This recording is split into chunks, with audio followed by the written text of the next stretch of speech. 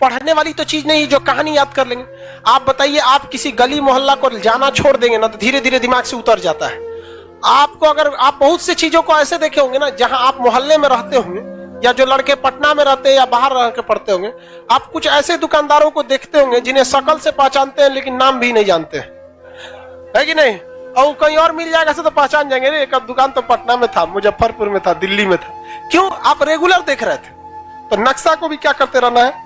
Regular देखते रहना है। जो हम यहाँ पढ़ा रहे हैं, आप अपने लॉज में सबसे कमजोर विद्यार्थी खोजिएगा जो पढ़ने में बकलोल हो। समझदार को नहीं, समझदार बहुत घमंडी होते हैं सब, उन सब से दूरी बना के रखिएगा। लॉज में जो आपको सलाह देने आए ना, सबसे पहले साइड होइएगा।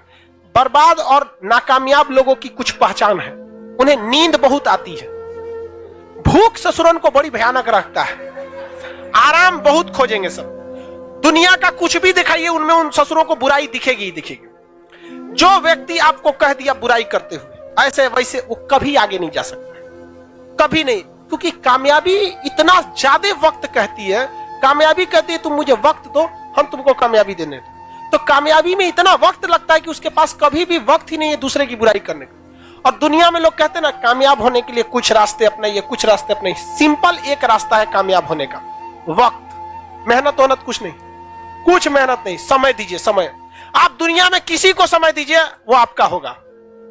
आपको फिजिक्स समझ नहीं आ रहा है, कोई टीचर, आपको बिलीव नहीं कीजिएगा ना, टीचर के पास मत जाइए। फिजिक्स का कोई चैप्टर नहीं आ रहा है, ससुराओं का 10 दिन तक रीडिंग मारिए, रीडिंग मारिए, रीडिंग मारिए। आप 10 दिन बाद उस ससुरा समझ में आए ना आए, लेकिन पूरा बना देंगे आप।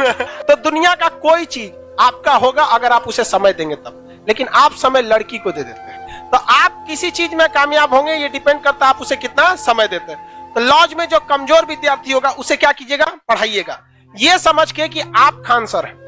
आप ये समझ के नहीं कि आपका लॉज का वो स्टूडेंट है, आप ये समझ के करिएगा कि आप स्टूडेंट हैं। जितने लड़के लाइव पढ़ रहे हैं, अपने मोहल्ला में, गली मोहल्ला में क्या कीजिएगा? बताते रहिएगा। सबसे अच्छा तरीका है जिससे फोनवा पे बतियाते हैं ना, ओकरे पढ़ाइए। सार्क बताओ तो सार्क हाँ। देखिएगा, तब उधर से फोन करके डिस्टर्बो ना करेगा।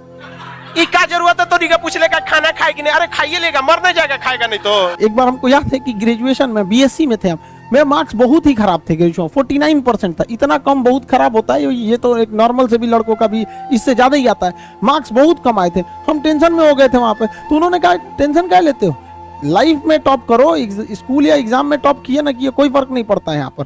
इसलिए किसी भी लाइफ की एंट्री भले खराब हो, लेकिन एग्जिट एकदम तगड़ा होना चाहिए। आपका बचपना भले गरीबी में बीता हो, लेकिन आपके माँ बाप की बुढ़ापा कभी गरीबी में नहीं बीतनी चाहिए। और लाइफ में ठोकर लगना तो बहुत जरूरी है, क्योंकि ताश में जोकर और जिंदगी में ठोकर कभी भी माहौल बदल सकते हैं। और बुरा वक्त से कभी घबराना नहीं चाहिए, क्योंकि बुरा वक्त ही बताता है कि लोग क्या थे और हम क्या समझ रहे थे। लाइफ में सबके साथ चैलेंजेस आते हैं, सबके जीवन में कठिनाइयां आती हैं। कठिनाइयों का आना एक पार्ट ऑफ लाइफ है, और उससे जीत कर निकल जाना एक आर्ट ऑफ लाइफ है। सबके जीवन में संघर्ष आते हैं, हम लोग के समय में भी आए थे।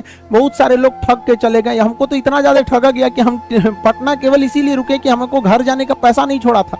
इस तरह से हमको यहाँ पर नोच लिया था लोगों ने। लेकिन हम धैर्य रखे, अपने टीचर से बात की तो उन्होंने काफी मधुर भाषा में बोला कि देखो बेटा, जीवन में किसी को ठगना पाप है, ठगा जाना कभी पाप नहीं है।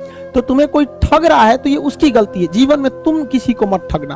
क्योंकि हम किसी भी इंसान के सीसीटीवी कैमरे से बच सकते हैं, लेकिन जो ऊपर वाले ने सीसीटीवी कैमरा लगाया है उससे कोई नहीं बच सकता। इस देश में कुछ ऐसे लोग हैं ना जिनको अपने बारे में मतलब नहीं है, लेकिन दूसरे के बारे में